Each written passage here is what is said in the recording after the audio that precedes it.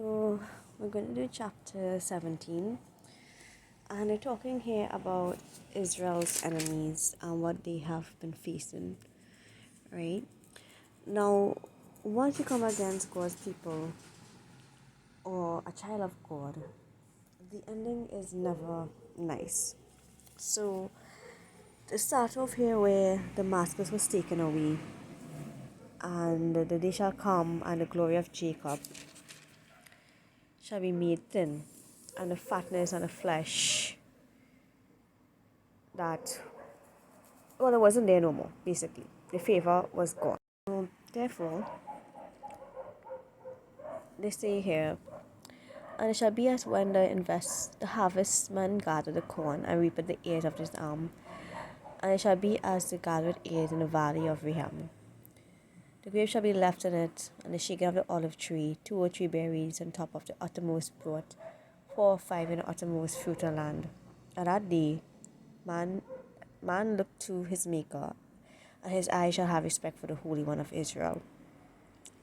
And again, the Torah that he shall not look at images, or as to say idols, and that the strong city shall be forsaken, because thou hast forgotten the God of thy salvation. Thou hast not been mindful of the rock of thy strength, therefore thou shalt plant pleasant plants, and shalt set it with strange ships. Right? In other words, they will not enjoy their own harvest because they just forget God. Right? You can't forget God and expect to prosper. And the day shall thou make plant to grow, and in the morning thou shalt see the seed to flourish. But the harvest shall heap in a day of grief and desperate sorrow. In other words, it will not comfort.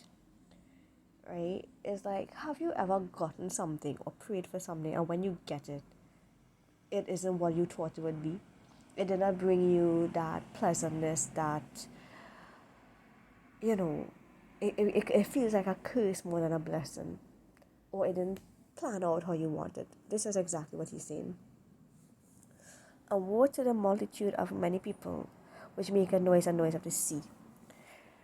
Right? And the nation shall rush like many waters, but God shall rebuke them. And they shall flee far off, and shall be chased the chaff of the mountain before the wind, like a rolling thing before the whirlwind.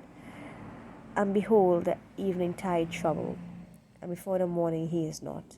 And the proportion of them that spoil us, and a lot of them that rob us.